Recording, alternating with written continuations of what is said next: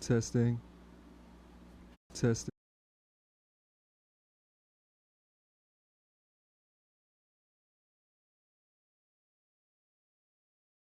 You ready to start rapping? Everybody say chicken. 1 and 2, right? Do I sound Yeah, good? just 1 and 2. Okay. Yeah, 2 levels. Levels. Do I sound good? Do I look good? Check. Check. Attractiveness check. How do I look? Scale of 1 to 10, please. Which ones are which ones? What do you mean? 1? 2 is center, John. 1 is both of us, both John and I, or both Mark and I. Mark E. Mark. Mark Marky Mark. And the Funky Bunch. The funky ones. Chicken legs! Chicken legs. Chicken legs. So has the show officially started, or? I mean, yeah, Yeah. I'd say so. Recording. We're recording. and B-roll. That'll get put in there. So don't talk about anything you wouldn't want to talk about, John. Can we talk about how your daughter bullies me? Yes. Let that be publicly known. PSA. The second I walk in, she goes, "Chicken legs." She makes fun of my Yes. skinny legs. It's John not- gets verbally harassed by a 3-year-old, and he lets it happen. And there's more. It's just negative reinforcement. She says, "We're Yeah, making worse. pancakes and you don't get any." It gets worse. So there's emotional trauma. Is that what you're saying? Yes. I didn't realize this would be like a psychology session. I didn't know. I'm not certified in psychology. Therapy session. I just need to get this off my chest. Do you want us to hold you? No, that's all right. You can cry on Mark's shoulder, not mine. We both close enough. I don't have any sympathy. This Mark, not that Mark. Just to clarify. Mark C or Mark K. So, welcome to the Strongcast. This episode is called 2.5 Men. I'll let you figure that out. It's messed up. It's my skinny legs. I work my legs out. They just don't grow. It's messed up. He also doesn't eat, so. Yeah, well, that's Spinach a big pies. problem.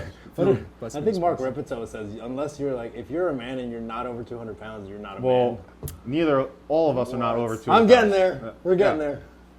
I feel like at this point, I might as well just get to 200 just to see what it feels like. I was at 198 and I felt like shit. So Yeah. Was that when you were swimming? no, I was 198 last time we did that 20 rep back squat program, and then we went swimming and I felt like a cinder block, Yeah, I don't like a true bulk dolphin, like just bulk dolphin. yeah. So tick. Sinking I like a just rock. sank to the bottom of the pool. I couldn't make my way to the surface. It was really really bad. Well, I mean, it's all the rage now on social media to be thick anyways, so I think we're on trend. I guess so. Trend or trend? Trend. Trend. John might be on trend. Who knows? What is trend? I don't even know. Trend balloon? Sure. I'm going to show my ignorance by saying I don't know. I really Some don't. kind of steroid that It these is. kids like to do now. I don't know what it does Listen. exactly. None of these kids know what the real, like the original formula of Jack 3D was like, right? I do. You mean besides containing meth? Yeah. Hey, if it worked really well, obviously they had to ban it. Communists. Oh, before we get Yeah. too far along, we have stuff. We have merch Yeah. that we're pumping out. That I'm not drinking out of. Yeah. You already drank all that stuff. Yeah. We have shirts. Oh, you're trying to shoot your shit. Yeah. I'll put up like a little posty thing. Little- like a little better link. video to show. Yeah. But Because, we need equipment and it'd be nice. Like, Christmas is coming, the holidays are expensive. I have a child. Mark's trying to get big. John needs to get bigger legs. I need more food. Whatever you can Yeah. do to help this child. I'm accepting whatever donations, please. you can do to help a child in need. For only pennies a day. My diet consists of spinach pie, spanakopita, usually twice a day, and water. That's it. Not Water, gonna lie, coffee. though. Not gonna lie. It is pretty good. His spinach pies are pretty good. He just needs to eat like about 10 more of those a day. Yep. But today's show we wanted to bring John on for, he's been around Sarasota for a while, and he's written a book. He's competed in OCR and Strongman. Yes, and Ninja So- Warrior. And what? Ninja Warrior. And Ninja Warrior. Not the American Ninja Warrior, but Right. competition. Yeah. So we'll talk about your athletic background, your mindset, and training, and we'll get going. I like from that you said that there. he's been around Sarasota. Been around Sarasota. Grew up here, know a lot of people, and have a lot of good friends that I've met over the years for sure. For sure. Awesome. So how'd you get started in with your athletic career? Like, So Dive down. growing up, I was always active. So as a kid, running, climbing, I was always outside. But then I started lifting weights when I was 16. Okay. and I couldn't afford a personal trainer, so Yeah. I would just learn on my own. I'd Google stuff, research as much as I could online. Okay. A lot of conflicting resources, and then just trial and error. Or I'd ask people at the gym. I'd be like, "Excuse me, what are you doing?" And they'd Yeah. explain. So over the years, I learned the hard way. So I had good strength gains, Yeah. but at the same time, I led to imbalances. So I had Yeah. iliotibial Yeah, band syndrome. lower These kids thrust. these days, like they have all the cheat codes now. you Yeah, know? yeah, no, they Like, do. They do. We all had to deal do. through trial and error. So Yeah. A lot of injuries, a lot of imbalances. Upper cross syndrome, so internal rotation. At one point, my shoulder would crack and pop when I would lift it. Keep talking. Separated shoulders. So everything from, just all kinds of injuries. The list goes on. Plantar fasciitis. Ugh. And What else do you got going on? are we still going? Yeah. Okay. Over the years I learned the hard way. Got into. I always loved cross training. So I never. Okay. I tried different routines like powerlifting. I tried, Yeah. all kinds of training. But ultimately, I came back to cross training with the rise of obstacle course races. That was Okay. where I found my initial passion. So jumped into Spartan races, Savage races, all kinds of competitions, and I started realizing that my love for lifting heavy and running, I could combine it. So that took a lot of trial Yeah. and error, and I started pursuing the credentials as a personal trainer. Yeah. So my CPT, CAFS, which is from Yeah. the Gray Institute, it's more Yeah. for physical therapists. Yeah. Then PES, Performance Enhancement Specialist. The FMT certification, a hybrid cert called Complete Human Performance from Okay. Alex Viada, hybrid athlete. Okay. Yeah. So all kinds of different certs, and started applying that to training, and then I started performing better. So I started getting top 3 or top 5 or 8th out of the 1200 Yeah. at the Spartan.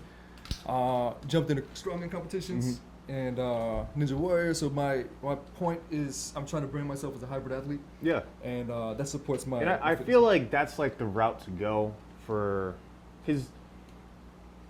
Like my idea of like a complete athlete is someone who can do everything. So like that's why CrossFit was so intriguing to me, and that's why like hybrid performance is so intriguing to me. Like I want to be able to, obviously look good, but be able to run, jump, swim, lift, carry, a body up a mountain if I have to. Like Yeah. that kind Yeah. of stuff. Like that. Functional. Yeah, be functional. Like I've always said that there's no reason for me to be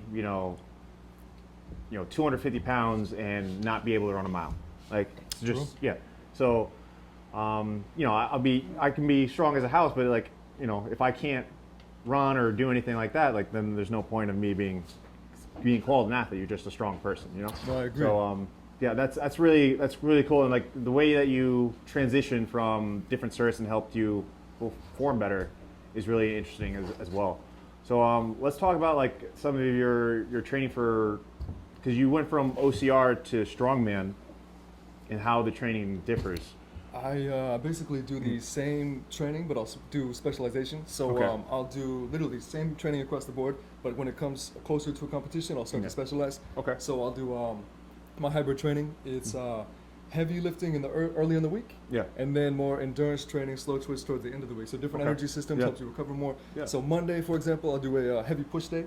Okay. So maximum weight I break it down into movements. So Okay. the body only does a horizontal push, horizontal pull, vertical push, vertical pull, elbow extension, elbow flexion. Your core does a flexion, rotation, and anti-rotation. Okay. Legs hip dominant or knee dominant. So I break that up into a split routine: push, pull, and legs. So I'll Okay. do heavy push, heavy pull, heavy legs. Rest mobility day. Then conditioning day. Either I'll do upper body Yeah. and then lower body, or I'll just combine it, full body conditioning, and then more into like the endurance side. And within that, I'll do cardio, same thing. So Okay. my heavy push day, heavy pull, I'll do sprint work, heavy push day. That'll benefit the Fast twitch. Yeah, fast twitch. Yeah. Same energy system. Yeah. So heavy push, sprint work. Then Tuesday, heavy pull, interval training for that Yep. active recovery, helping you recover, from that lactic threshold. Yep. Then Wednesday, I'll do heavy legs, and then something functional or like a tempo run. Then rest day, mobility day, and then Thursday, conditioning. And I'll throw in another run, more maybe like a 5K. Saturday or Sunday, I'll do steady state, maybe like 6 miles, 7 miles steady state. Recently, I took some time off Yeah. to fix my foot, Yeah. but I'm gonna get right back into that. But then when it comes closer to the strongman stuff, Yeah. I'd incorporate more a little bit less running and a little bit more of the atlas stones or practicing the actual lifts. Okay. And it's worked well. Yeah, the more of the technique is obviously like with the strongman equipment, like it's all foreign to a lot of people, and if you don't have the right technique, you're going to obviously get yourself injured. Yeah. Oh, for sure. So yeah. For sure. I there's think a lot of sports technique. specific. Yeah. Sports Yes. specific. Yeah. I think one of the most common things that people think is you and I had a conversation about this, and a lot of trainers tend to sell this is that people say that training kids on a deadlift is going to make them better at, say, like playing football. But the thing is, there's nothing that's going to make you as good at football than playing football. There's nothing that's going to get you as good at doing strongman, like training strongman is going to teach you. No, I agree. So you have to be sport specific because there are just specific demands of that sport that you have to attend to. So it's cool that you do have that. Yeah. I think there's definitely correlations to exercises that benefit certain sports. Like you said, like the example you used was football. I was telling Trey, the athlete I train, it's like your trap bar deadlift has a direct correlation to how fast you're going to be. Yeah. So It applies more functionally. more functionality. How much weight you could press through your whole foot is going to translate to how much force you can put on a sprint. Yeah. So everything correlates. I told him, it's like front squats are going to be more beneficial to you athletically than a back squat would. There's more translation onto the field. And, I think all athletes, whether you're all go from a swimmer to a football player, you guys should be doing thrusters. Change of energy systems from lower body to upper body. Yeah. So like things like that. Even if it's like light thrusters or heavy thrusters, like the change of momentum, change of body energies from lower body to upper body has numerous benefits, and it's a full body movement, the thruster. Oh, for sure. Yeah. But that's all fits into athletics as well. So it's really all interesting. That's why we're here. We're talking about all these The specificity. specificities and these quirky nerd out about exercise science and sports and stuff like that. So, And taking that, I like to separate components where all my catchphrase for my way of training is maximize movements. So separate components, energy systems, and then bring it together. So you integrate it to specialize because the specificity of applied set specific adaptations of imposed demands. I was having a hard time getting out. A lot of caffeine today. There's nothing wrong with that. I'm actually drinking a cold brew mimosa. I love it. Cold brew mimosa. You're telling me about that.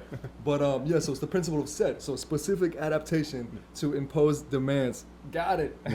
But anyways, that applies. So but I like to separate components before specializing. So maximize movement. So I'd maximize my horizontal press, get as strong as possible in dumbbell chest press or bench press, even though it's not as functional. You can still maximally load that. Horizontal pull, maximal weight, so 5x5. Same thing, vertical press, vertical pull, same every movement. And then you take that and you've reached a new strength level, and also your nervous system is more efficient. So you got the neurological side. And then with the further end of the week, as you approach the end of the week with the conditioning, you get more slow twitch, more mitochondria in your muscles, just more energy efficient. And then when you bring it together for the competition, you're on a different level. Instead of combining it together, that's the only thing I don't like as much about CrossFit is it's a lot of blended. Yeah. Where if I were to do CrossFit, I get weaker. Yeah. Because That's true, 'cause it's too integrated. Yeah. If you get the right coach programming for CrossFit, because I've been doing CrossFit for almost 7 years now, and the way because I've been in sports for forever, so I'll take it back to when I swam. Like when I swam in high school and college, like every Friday was Fast Friday, so that was our mock race day. Okay. Monday, you knew you were going to get your ass kicked on Monday because it was just straight endurance, the whole practice. Tuesday was more technique Tuesdays. Wednesday was you used your week events, so you practiced your week events. Thursday, if you weren't broken from Monday, Tuesday, and Wednesday, the double practices that you had, Thursday was your recovery day. Friday was Fast Friday. Saturday, unless you had a meet on Saturday. So that's how the flow of practice went, and you pretty much knew what you were getting into every week. Now with CrossFit, if you have good coach, You're right. strength-wise, that Monday is probably going to be a heavy back squat day. Maximize strength. Yeah. Back squats are, just universally a strong lift for every athlete. Tuesday was more gymnastic work. Wednesday was another kind of heavy lift with a very long metcon, kind of like metabolic conditioning. And then Thursday is known in CrossFit as a recovery day. You don't work out that day. And then Friday, you have either a fun Friday or a brute strength has these brute Fridays. So these brutal Friday workouts. So it's just kind of maximizing different energy systems and working different things. So like the programming is very important, and I think with you maximize your programming to the fullest. Like your body the best, and this is what works for you, and you pretty much crack the code on how to maximize your physical and human potential. So I think that's really important for a lot of athletes to understand. And like it's like you said, it takes a lot of trial and error, and I'm still playing around with a lot of my programs. So, but it's hearing from what you do is giving me ideas of what I can use in my training. Good. So Good. And to add on that, you're right. It depends on the CrossFit programming because, for example, Henry is the fittest dude I've ever met, and also my friend Zach, who also they just do CrossFit. Yeah. So it depends on the programming. You're right. So that's true. Yeah. I think you touched on it with the SAID principle, and one thing I do want to ask Mark is that when whoever it was that was coaching you through CrossFit, was there a cycle where they would repeat the same movements from week to week? Depending on Matt Saylor, we all know Matt. He used to do the program at RFS, and he, depending on what was going on, so like if Murph was coming up, he would program more pull-ups, push-ups, air squats, longer runs till we got to Murph. Yeah. And then if we were on like now, like it's bulking season, air quotes bulking season, we would do more heavy compound movements, probably a little more higher rep ranges. Like right now, like for me, right now personally, I'm repeating my 20 rep back squat cycle. Yeah. So like that would be something that he would probably do during this time period, and then 8-week cycle, and then get ready for what the next thing would be, which would be the open.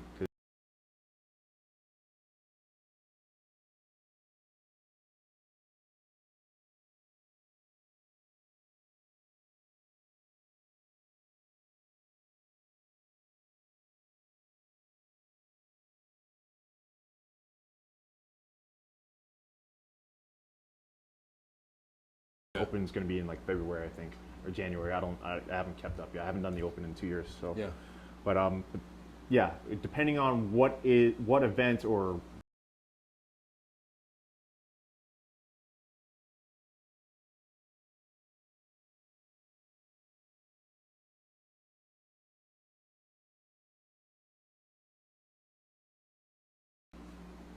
what holiday is coming up or a goal that's coming up is what you would prepare for. So training specifically like that's I think every sport does that too, not just just CrossFit, but like for individuals, like for me, like I don't really compete anymore, but I have like goals I want to hit, and I knew that I needed to change out of my weightlifting cycle because I hit my PRs probably a little too earlier than I wanted, and then I tried to repeat the same program, and I was just not performing as well. My lifts were all over the place. My snatch would go up, and my cleans would go down, when previously they were the opposite, and then I wasn't hitting the same numbers, so I was like, you know what? Stop Olympic lifting completely, work on just 20 reps back squat, add 5 pounds each session, 12 reps of deadlifts, add 5 pounds each session, 3 sets of 12 bench press, add 5 pounds each session, and do that 3 times a week, and that's the only things I work on. Yeah. So do that for 8 weeks, and then go back to Olympic lifting and see how I do, and I'll probably be just twice as strong, because I'll be hammering those 3 simple movements instead of trying to focus on these 2 movements, and they're very complicated and like specific movement patterns. Like if you're an inch off, you're not going to get a snatch. Like it's just a lot of pressure mentally, and it's a little mentally draining. So you're kind of narrowing the focus. Yeah, just narrowing the focus.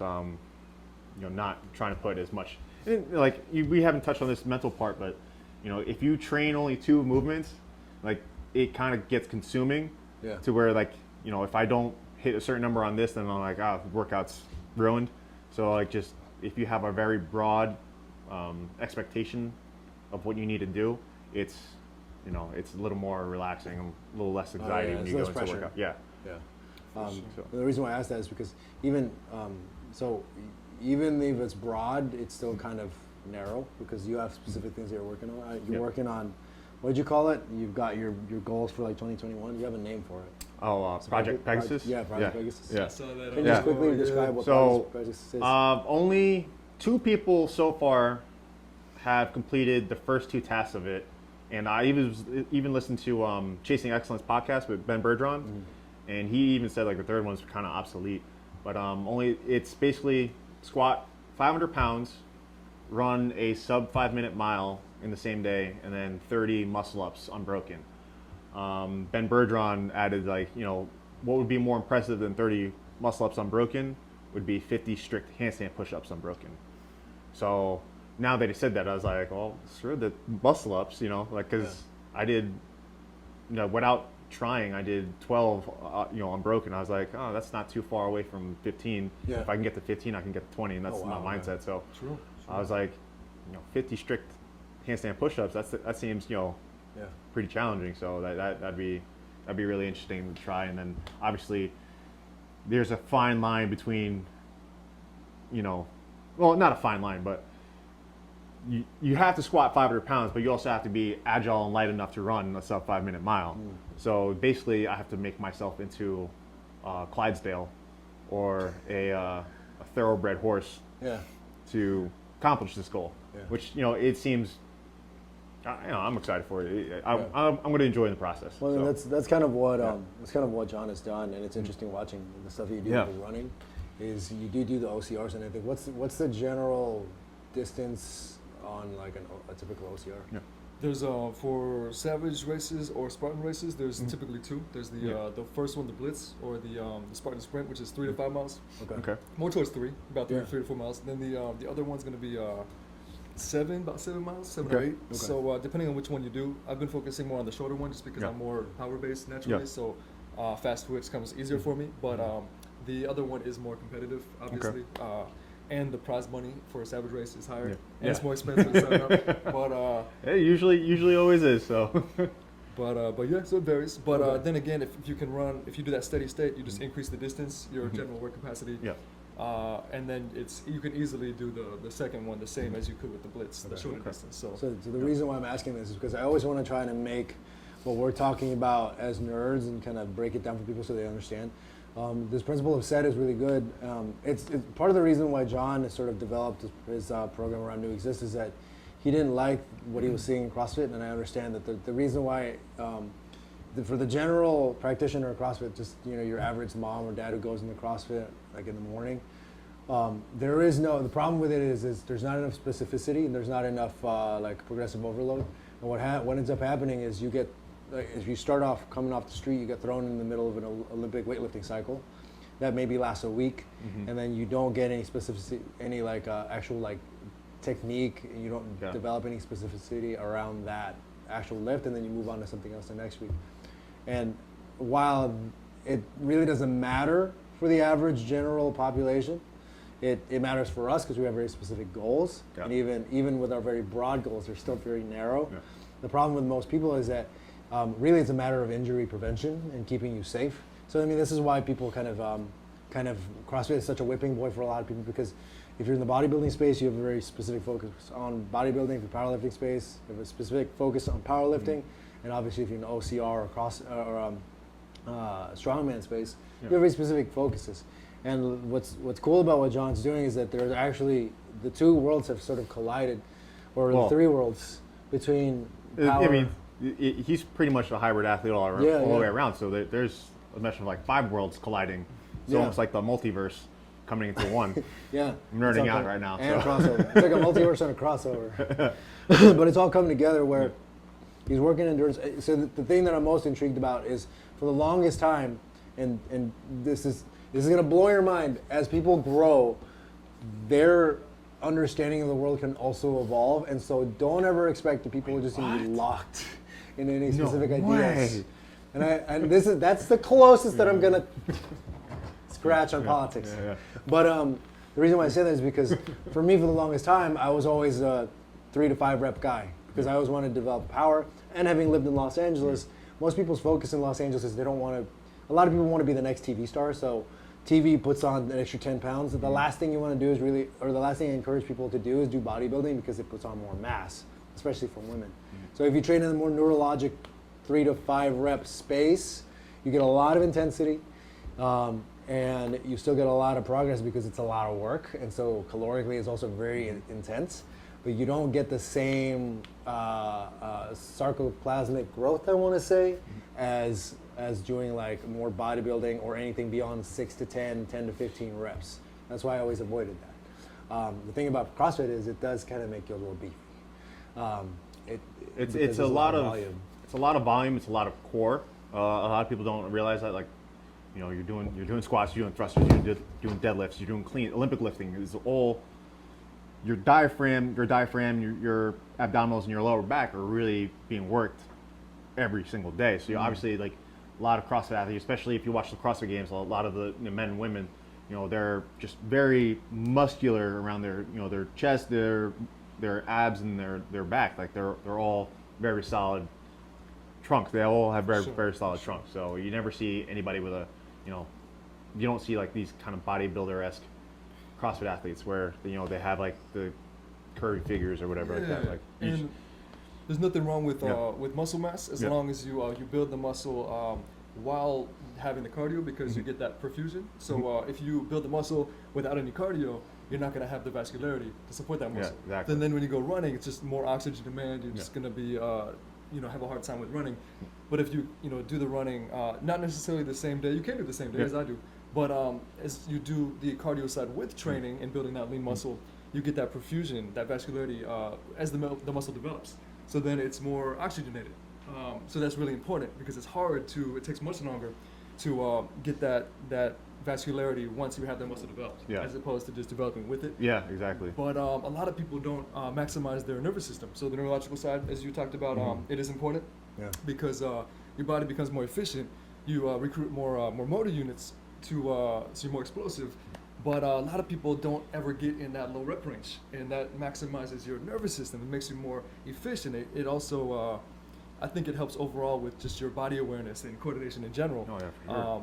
And having a heavy load on your back, your nervous system is on point because it's got to manage everything. And that helps when it translates directly. Those who don't train in that low rep range and just do mid reps, high reps, they miss out on that benefit, and it gets your joints used to heavier weight, so you're less injury prone as well. Exactly. I think that's why I needed the break from just straight Olympic lifting, because I was doing a lot of 5 to 1 rep weights, and I'm getting older as an athlete. Certain things starting to bother me. So like I started getting a little hip shift. My right knee started to bother me. I started getting like jumper's knee, and I was like, I've never had any of these joint issues before. Like, why is it happening now? And I was like, oh, well, I've been on an Olympic weightlifting cycle for almost 16 to 24 weeks now. Maybe I should switch out of it. And then once I started doing the 20 rep cycle, which I've done only for like a week now, no knee pain, no hip shift, nothing. It's just good. So I feel great. I've also, because it's November, I've been running. So my goal is like 60 miles this month. So that's 2 miles a day. So November, that's why I have this creepy, porn stash going on. Yeah. That's good with the running. I was going to say, a lot of people don't realize the modern running shoe has such a heel lift. It's squishy. Yeah. And so it shifts you forward, and oftentimes it forces you to heel strike. Yeah. But also it takes away from proprioception. So it's kind of like if you want to protect your eyes from the sun, you wear sunglasses. You don't wear a blindfold. Yeah. So wearing the modern running shoes like blindfolding your feet, when you don't have that feedback from your feet, that proprioception from the ground. And that's so important because they actually done studies where if you take off I've been running in these. Oh, not bad. These No Bulls. Not bad. And these are the only shoes I'll ever wear because I used to be not a Nike athlete, but Florida State had Nike gear. And I hate Nike now. Yeah. Nike shoes suck. Like, they're the worst. So Those aren't bad. They're a minimal drop. minimal that's drop. Yeah, like I literally could do everything in these. You And would do it? my feet feel fine. I probably wouldn't normally wear the high tops for running, but True.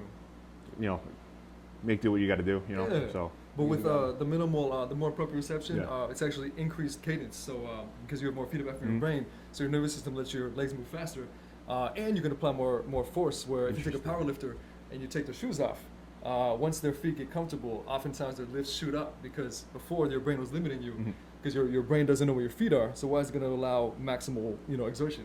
So that feedback from your brain to your feet is so important.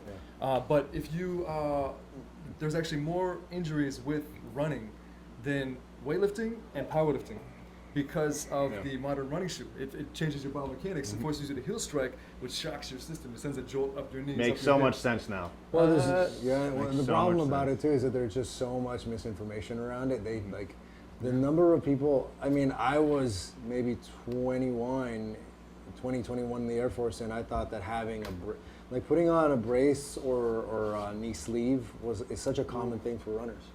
And I like what you said about. I've never heard that before. I like what you said about how if you're in the sun, like you don't want to put on a blindfold, and you don't, and like when you're running, you don't want to basically mute your ability to sense the ground. It's really cool that you put it that way, and it kind of plays into what we're talking about as far as like the technicality or the challenges of CrossFit is that it just, in terms of like developing a neural connection to what it is that you're doing. I think the problem with beginner training is that there's Zumba and there's There's so many avenues of fitness. there's so many different Yeah. avenues of fitness, but the biggest intention around them a lot of times is always to make it less boring, because beyond guys like us who have very specific training, like we get off on what we're trying to do because we have specific numbers that we're trying to hit. Yeah. For most people, they're just trying to get healthy. Yeah. So then to them, it's like they don't care if they're walking around the block after dinner, Yeah. which is one, and that's a nice start, certainly. Or I think if it's beneficial for a lot of people. It is, it's a especially good start. in nowadays where Yeah. obesity is very high in America. And that's Politically. actually why my way of training, I Yeah. call it Neuxist. So Neuxist. NEU is the neurological side, X is for cross training, IST is kind of like exist in the beginning. I like it. But there's 7 components broken in 3 parts. So the average person, doesn't know how to work out, and the way of training that I have, it kind of adapts to everyone, where the end is more specialization. So 7 components. The first component is the mental component, most important. The next section, which is going to be the next 3, so it's going to be your foundation, your fitness foundation. So cardiovascular base, strength base, and flexibility, mobility. Okay. So that's your foundation that everyone needs. They need the mental side, and they need that second part of the strength, mobility, flexibility, and the cardio. I like how you put mental side first. Oh yeah. Yeah. Well, most important. It Yeah. actually deserves its own section. Yeah. Then the final part is more specialization. It's going to be more calisthenics, body movement, more skill learning, and then functional application. So 3 parts. First one's the mental, own section. Second part's fitness foundation, including that mental side. So the 3 parts: strength, mobility, and cardio, endurance. And then the last one is the specialization. So the general public, if they just have that fitness foundation that they work on building, they're good. But then adding on the skill, so learning a new skill over time, constant learning, constant growth, learning how to apply your way of training, the functional application, so applying that in daily life. Like if you're a grandma, for example, and you have a grandson, you have to pick up and turn and put in the car the CAFS course that I took, the one for physical therapists, certification in applied functional science. It spoke specifically about that, and it was very interesting. It's just taking that movement and training that movement. So if you're a grandma who has to pick up their kid, you literally You train lifting up and then turning. to help as your grandson gets older to be able to prevent injuries and be doing that movement more efficiently. So the final section of my hybrid training breakdown is the specialization, the body movement, more body awareness, calisthenics, getting your body through a space, the skill learning, so always learning, as I mentioned, and how to apply your fitness foundation. So the 7 components, and I feel like it's perfect. I just have to finish the first product, which has an educational component because there's a gap in the market there as well. But also I need to fix my lower cross injury and perform on the next level, so I have a lot to prove as well. I like how you broke it down by using that example of the grandma, because fundamentally the idea behind what I'm trying to do with my primal being is very similar in principle to what you're doing, and it's that taking all of these pretty in-depth, like nerdy principles and applying it day to day. Because really, 90% of the Gen Pop doesn't give a shit about any of this stuff that we're talking about, and really it's just about having a better quality of life. And so for me, for example, like right now, both Mark and I are playing around with like putting in a lot of mass. Like I'm normally used to competing in the 165 weight class for powerlifting, and Mark, you have to be like lithe because he's a swimmer. But because of where we are at the moment, we're putting on a lot of weight. And the benefit of that is that, I mean, fundamentally for a bodybuilding, it's like, of course you want to put on a lot more mass, it looks more aesthetic and all that stuff. But to make it more applicable, I'm also a nurse. And the thing about extended stays in the hospital is that your one, hospital food sucks. Sorry, hospitals. But also, that's a statement. That's not. It's a statement of fact. Yeah, it's a statement of fact. It's not an opinion. Unless you're like some like luxury hospital. And then two, extended stays tend to be one of the biggest contributors to people's declining health because you don't have enough protein stores. And muscles actually serve as a very potent protein source. It's not just aesthetic. So actually, as you get older, the more muscle mass you can accumulate as you get into your older years, the more protein that you can potentially have. Because just in case you break a hip, because you don't have the proprioception and a neurological connection to your body to be able to actually move in space properly, one day you might dislocate a hip, you'll have an extended stay in the hospital, you have to eat shitty hospital food, and your body mass will go down, and your health will go down because you don't have the essential building blocks to produce the hormones and things that you need to be to recover properly. And so that's why putting on muscle mass is not just about aesthetics.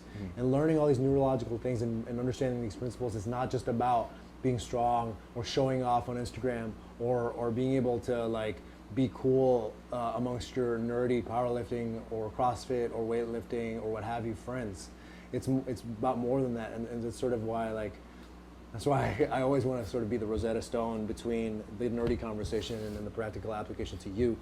And I like what John's doing in developing what he's doing with Neuxist. It's taken a lot of time because he's got a lot of things on his plate. He's also trying to prove the concepts himself. But I mean, I think that's kind of an indication of a good trainer because most trainers just kind of focus on get bigger, get stronger. Like why? Like what does that matter to me? Exactly. Just 45-year-old. They don't really explain like I mean three. even when I was swimming like they never explained it like why do I need to get faster? Why am I doing a zillion pull-ups after practice? Like I don't understand. They're just like, well, it's gonna help you swim faster, but why? So they never really explain that stuff. So now that I'm older, now I understand the science behind why we do certain movement patterns. It all makes sense now. So and you reap the benefits of it. I'm kind of wrapping up here because we got some things to do, and John's gonna kind of like tapering off his energetic levels. John has like about a 20-minute like human interaction. I'm more introverted. Quota. My time is running out. Start to crash. And so if he's ever on your show, he's gonna put that on his rider. He also wants just the green M&Ms. Just the green. He doesn't want anything else. None of the other. Don't call him chicken legs. Do not call him chicken legs. Don't call him chicken legs unless it's in the privacy of like pre-show. But I talk about all this stuff because I mean the reason why we bring a lot of stuff to you guys is it's not just about being strong and looking cool and like doing superhuman feats. It's all within everybody's reach. But beyond that, it's like most of your new trainers are gonna be like, I just need you to get stronger, Betty. I just need you to like do more squats. Like, why are you doing more squats? And unfortunately, not enough newer trainers, because they're new, understand these principles. And it's not until you get to later on when you get injured or you have issues that come up from your just learning over time, or a mix of those two. Like I always thought sports and training was like sort of a blockhead thing, and now I find myself diving deeper and deeper into it. Because it does benefit you in the long run and gives you a greater quality of life. Find something that you're gonna focus on. It's like if watching John helps you learn to be able to climb a tree so that you can chase your grandkids when you're older, or swim with them the way that like Mark can, then let that be the thing that guides you forward instead of just like, I'm gonna learn how to back squat 500 million pounds. Because that stuff is cool, but it really doesn't serve you. No. you have any final words and where people can reach you? Yes. My main website is johnsimos.com, so JONSIMOS. If you're hungry, get your GreekFood.com. He does a lot of things. And, what is this? What? It's my book. Oh, he What wrote a a book. coincidence. What a coincidence. He's an author. What? If you need to, if you feel like taking a road trip, What's it higher? if you feel like, where's the O? Yeah. So if you feel like taking a road trip, howtoroadtripamerica.com. It simplifies the planning process and helps you pack, rules and guidelines to follow. Road trips can be amazing, and most people do them the wrong way. So Yep. check it out. It's on Amazon. And that's it. Thank you Yeah. for having me on Yeah, the, of course, the yeah. show. Oh, I finally made it. It was funny. He's in the background all the time. A lot of our shows. Walks by. finally made it on the show. Yeah. Mark told me, he's like, we'll wait until you get bigger to be on the show. 'Cause there was a time I was doing a lot of running and no weights. So finally, well, I made it. I don't know if you guys know this, but he did win the Hercules hold, okay? Little 178-pound John Simos won the Hercules hold at a strongman competition with people who are a lot bigger than he is. Thank you. It Yeah. was I placed 4th overall. It was the Tampa Bay Classic, and weighed in at 173. I don't know if the scale was 100% accurate. Yeah. Maybe it was a pound or two off, Yeah. but weighed in at 173, and I was in the 198 weight class, and I'll do a lot of heavy holds, which people don't often do. So when it came time to the Hercules hold, it wasn't too bad. I was Was it more mental than physical, or was it equally parts both? I'd say equal, but definitely, I'd say equal, but the mental part obviously Yeah. is at least half, because I was holding it and it felt uncomfortable, and I wanted to let go 30 seconds in, Yeah. but I was like, nah, this is my thing. I was Yeah. like, my holds are my thing. I'm not letting 'Cause go. I feel like with like physical strain like that, and like I always equate it to like the last lap of a race for me, swimming wise, because like I tell people all the time, it's like I do not breathe the last lap of a race. They're like, why? It's like takes 30 seconds for oxygen to get to your muscles. You can stay disciplined for less than 30 seconds. You see there, how bad do you want it? You're not going to pass out, and if you do pass out, you're going to make your way to the wall anyway. Yeah. So it's just how bad do you want to touch the wall first? And Oh man, don't breathe. that's a whole different. I think you're gonna have to come back. You're gonna have to come back for another show because the mindset is a whole different set of things that we haven't discussed. Yeah. And that's definitely something we need to talk about. You have to be a little crazy to be at the level that we are. So just yeah. a little bit. And a willingness to mental- accept that. Yeah. You Cool. know, yeah. All right. Well, if you want to find me, that's going to be my primal being. If you want to look into the training side, that's so. Instagram shut me out of my old account, so I had to create a new one. So it's primal being. If you're interested in talking about any of the stuff that we talk about, I sort of like to act like the go-between from like the nerds, the people that just want practical application for things. So feel free to reach out to me. But if you want more specificity, I could always hand it over to these guys. Yep. Also, if you're interested in the production side of things, I also run. I'm not being rude. The reason why I'm texting is because I have somebody behind the scenes who's managing the cameras, and I have to keep in communication with them to make sure things are good to go. Yeah. That's what You can find me at MCOX91 on Instagram. I'm also at the same username on Parler, and I'm not using Facebook anymore because I pissed a lot of people off. So, but that's a topic for another discussion. Gotcha. And where can people find the show? You can find it on Instagram at Fittest Podcast. And feel free to DM us any questions, any show requests. We'll definitely put this show in the story, and in obviously this episode on YouTube and on the feed post headline. So whatever it's called. What is it called now? Yeah, it's feed, right? Still, yeah. Yeah. And Mark's still technically on Facebook through Florida's Fittest. But Yeah. that's it. Yeah, that's it. No, yeah. You really don't want to be Yeah. friends with me on Facebook right now. Awesome. All right. Yeah. Well, that's Hey a wrap. guys. Sweet. Chicken legs. That was a good one. I like Lost that. it, the main camera. I know. right before the thing. Yeah, but it's recording here and it's recording audio there, so it's good. That was a good episode. Yeah, it was. Thank you for having me on. That was cool. Yeah. I wasn't gonna butcher you. No, I thought you were. I was expecting it, but you did it. I'm not that rude.